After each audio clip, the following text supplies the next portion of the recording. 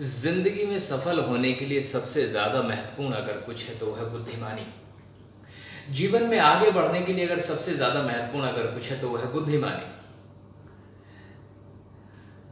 अगर मुसीबतों का सामना करना है, किसी भी समस्या से लड़ना है और जूझना है, तो सबसे बेहतरीन उपाय है बुद्धिमानी।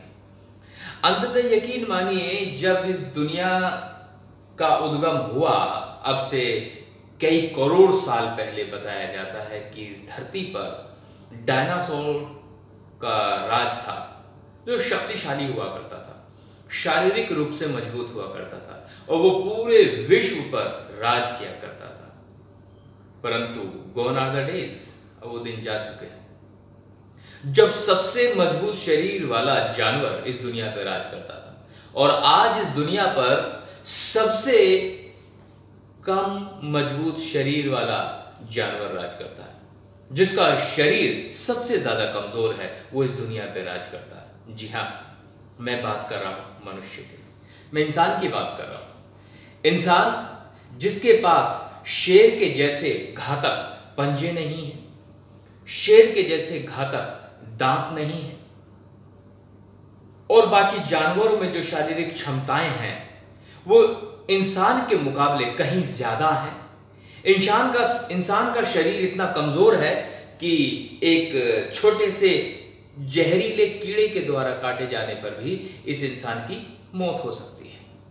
That is also possible. लेकिन फिर भी यह कमजोर शरीर वाला जानवर सबसे ज्यादा दुनिया पर आज राज कर रहा है। जानते हैं उसके पीछे कारण क्या है? बुद्धिमानी। बुद्धिमानी ही है जो हमें जीवन में आगे लेकर के जाती है। खैर, इसी बुद्धिमानी को ध्यान में रखते हुए एक छोटी सी कहानी आपके बीच में रखता हूं। एक बार क्या हुआ, एक जंगल था। जंगल में बड़ा ही धूर्त शेर रहा करता था। कहने के लिए राजा है, लेकिन बड़ा धूर्त था। सारे के सारे जंगली जानवर उस शेर से बड़े ही परेशान थे। कभी लोमड़ी को परेशान करता था, कभी भेड़ी को परेशान करता था, कभी खरगोश को परेशान करता था, कभी हिरन उससे डर के भागता था, कभी हाथी को परेशान किया करता। सारे जानवर उससे परेशान रहा करते थे। एक दिन कुछ ऐसा हुआ कि वो जो शेर था, एक खरगोश का पीछा करते करते वह एक झाड़ी की तरफ खरगोश जैसे भागा, तो वो भी उसके पीछे भागा। उसने इस तरह से पंजा जब झाड़ियों में डाला तो उसके पंजे में एक बहुत बड़ा कांटा आर पार हो गया, घुस गया। अब शेर को बड़ा दर्द हो रहा था। शेर ने सभी से रिक्वेस्ट की कि मेरा कांटा निकाल दो, मुझे दर्द हो रहा है। हाथी से रिक्वेस्ट की और हिरन से रिक्वेस्ट की, लेकिन सभी डर रहे थे, उसके पास कोई आना नहीं चाहता था। तभी वहीं से एक लोमड़ी होकर गुजर रही थी। उसने लोमड़ी से रिक्वेस्ट की कि मेरी मदद कर दो, ये जो कांटा मेरे पंजे में लगा है इसे किसी तरह से निकलवा दो। तो लोमड़ी ने कहा, नहीं, ये तो मैं नहीं कर सकती, लेकिन यस, मेरा एक दोस्त है, एक छोटा सा मेरा दोस्त है, वो इस काम को जरूर कर देगा। करे प्लीज उस अपने दोस्त को बुलाओ और मेरे इस पंजे से कांटा निकलवाओ। कि वो आ जाएगा, लेकिन जो है एक शर्त है। कि क्या शर्त है? कि मैं तुम्हारे पिछवाड़े पे 5 बार लात मारूंगी, उसके बाद मैं उसे बुलाऊं। तो गुस्सा आ गया शेर को कि तू मुझे लात मारने की बात करी, what the hell it is? क्या तू नहीं जानती कि मैं इस जंगल का राजा हूं? तो लोमड़ी ने कहा, ठीक है, आप जंगल के राजा हो, कांटा आपके पैर में लगा है, मेरे थोड़ी लगा। दर्द आपको हो रहा है, मुझे थोड़ी ना हो रहा है। Okay bye, Tata.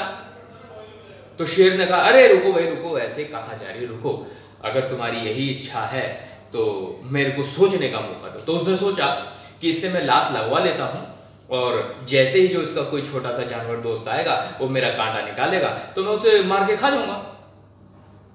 उसने ऐसा विचार करके लोमड़ी को कहा, आ जाओ और तुम 5 लात मारो।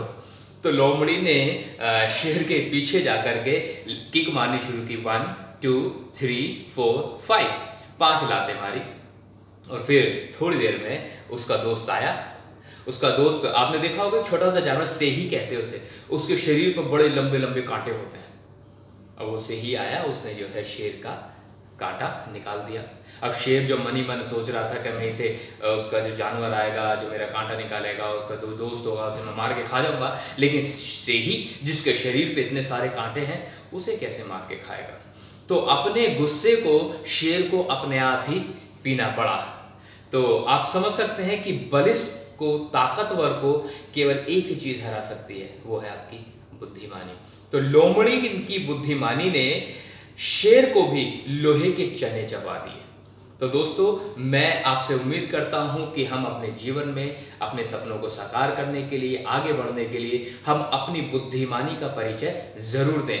हम मनुष्य हैं और मनुष्य का जन्म बुद्धि के लिए ही हुआ है। बुद्धि से अनेकों विकास करने के लिए ही हुआ है। बुद्धि के माध्यम से ही हम अपने परिवार का भरण पोषण कर सकते हैं, अपने लोगों का भरण पोषण कर सकते हैं और अपने राष्ट्र का निर्माण कर सकते हैं। तो इसलिए मित्रों, हमें अपनी बुद्धिमानी पर भरोसा होना चाहिए और उस बुद्धिमानी को हमें बढ़ाते रहना चाहिए। और इन शब्दों के साथ मैं सतीश बौद्ध आप सभी से फिर से विदा लेता हूं, इस उम्मीद में फिर से एक अच्छी सी कहानी लेकर के आपके बीच में उपस्थित होऊंगा। तब तक के लिए नमस्कार, थैंक यू।